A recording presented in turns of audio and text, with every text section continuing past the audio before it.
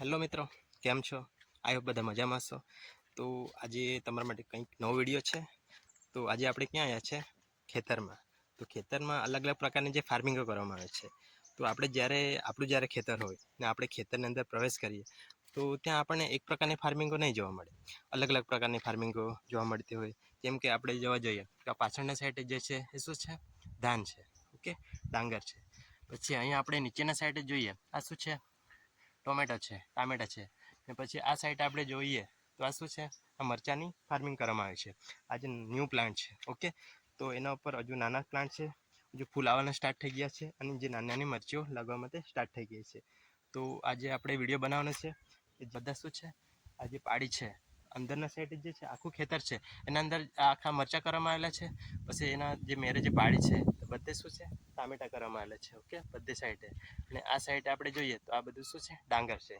તો ત્યાં સુધી આપણે જોઈએ તો ત્યાં સુધી બધા શું છે? બધા મરચાં છે. આ સાઈડે ડાંગર છે, પછી કેરી છે. તો બધે આપણે જોવા જઈએ તો આપણા ખેતરની અંદર આપણે જોવા જઈએ તો બધા પ્રકારની અલગ અલગ આપણને વેરાયટીઓ જોવા મળતી હોય. તો એમાંથી આજે આપણે એક વિડીયો બનાવવાનો છે કે મરચાંની ફાર્મિંગ કઈ રીતે કરવામાં આવે છે. તો સૌથી પહેલાં આપણે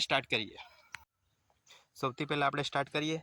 આ જે મરચાંના જે પ્લાન્ટ છે એ તો મોટા થઈ ગયા છે, પણ જ્યારે એ પ્લાન્ટ નાના લાવવામાં આવે છે ત્યાં તો પછી કોઈ પણ જે નર્સરી હોય ત્યાં ઉગાવવામાં આવે છે. ત્યાંથી ઉગાડીને પ્લાન્ટ તૈયાર કરીને લાવવામાં આવે છે અને આવી રીતે બેડ બનાવવામાં આવે છે. અને આ જે પ્લાન્ટ છે એની ઉપરના સાઈડે માટી ઉપરના સાઈડે પ્રસરવામાં આવે છે, એટલે ભેગી કરવામાં આવે છે. પછી એના ઉપર પ્લાસ્ટિક પાથરવામાં આવે છે. પ્લાસ્ટિકના વચ્ચે જે કાણા લગાવવામાં આવે છે ને એના વચ્ચે પાઇપ લગાવવામાં આવે છે. જે પાઇપ લગાવવામાં આવે છે તો એ થોડા જે અંતર હોય છે, એમનું જે અંતર હોય છે, તો એવી જગ્યાએ એના અંદર શું નાના નાના ડ્રીપ હોય છે અને એના અંદરથી પાણી કે પછી ખાતર એના થ્રુ એ જે પ્લાન્ટ છે એને આપવામાં આવે છે. તો એવી રીતે આ લોકો જે આખી પદ્ધતિ છે એવી રીતે એ આખી બનાવવામાં આવે છે, જેથી કરીને જે પ્લાન્ટ છે એને પૂરતા એવા પ્રમાણમાં ખાતર મળી શકે. પછી આપણે સારી રીતે દવાનો છંટકાવ કરી શકીએ. પછી આ જે બંબુ લગાવવામાં આવેલા છે એ શાના માટે લગાવવામાં આવેલા છે? જે બંબુ લગાવવામાં આવેલા છે એના થ્રુ જે દોરી લગાવવામાં આવે છે. ઓકે, પ્લાસ્ટિકની નાની નાની દોરી લગાવવામાં આવે છે, જેના થ્રુ જે પ્લાન્ટ છે એને પ્રોપરલી સપોર્ટ મળી શકે અને પ્લાન્ટ જે વાવાઝોડું આવે, પવન આવે કે પછી વરસાદ આવે એના થ્રુ એ નીચે ના પડી જાય, એના માટે આ લગાવવામાં આવેલા છે. આજે ચારે બાજુ મરચાંના પ્લાન્ટ છે તો ત્યાં મેઇનલી મોટર લગાવવામાં આવેલી છે. ત્યાંથી પછી આ આખી પાઇપ લગાવવામાં આવે છે. ઓકે, તો ત્યાં સુધી મેઇનલી મોટી પાઇપો લગાવવામાં આવે છે. એના પછી આ વચ્ચેના સાઈડે બધી એક મેઇનલી પાઇપ લગાવવામાં આવે છે.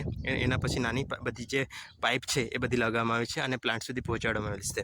તો એના થ્રુ મેઇનલી ત્યાં મોટર જે સ્ટાર્ટ કરવામાં આવે ત્યાંથી જે કંઈ પણ છે ટાંકી છે એના અંદર દવા છાંટવામાં આવે, ક્યાં પછી પાણી પણ આપણે જે આપવાનું છે તો એના અંદર ત્યાં છોડવામાં આવે છે. એના પછી મોટા પાઇપ થ્રુ નાના પાઇપમાં અને પછી પ્લાન્ટ સુધી પહોંચે છે. તો એવી રીતે જે પ્લાન્ટ છે તો એના સુધી ખાતર કે પછી પાણી એવી રીતે પહોંચાડવામાં આવે છે. અને ટાઈમ ટુ ટાઈમ વીકની અંદર 1 કે પછી 2 વાર કે પછી 3 વાર એવી રીતે દવાનો છંટકાવ ટાઈમ ટુ ટાઈમ કરવામાં આવે છે, જેના થ્રુ એના અંદર જે પણ જીવજંતુ પડતા હોય એ બધાનો નાશ થઈ જાય છે અને જે પ્લાન્ટ છે એનો સારા એવા પ્રમાણમાં ગ્રોથ થાય છે અને એના ઉપર સારા એવા પ્રમાણમાં ઉત્પાદન થાય છે. તો આપણે વિચારવા જઈએ તો આપણે પહેલાંથી અલગ અલગ જે મરચાંની ફાર્મિંગ કરતા હોય તો એના અંદર ખેડૂતો શું અને નવી ઉપયોગ કરે છે, સારા એવા પ્રમાણમાં.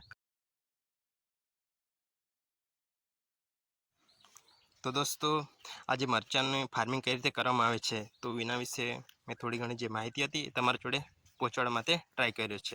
તો જો તમને પણ ખબર હોય તો તમે કમેન્ટ કરીને મને જણાવી શકો છો. અને થેન્ક યુ સો મચ મારો વિડીયો જોવા માટે. ચલો મળીએ નેક્સ્ટ વિડીયોમાં.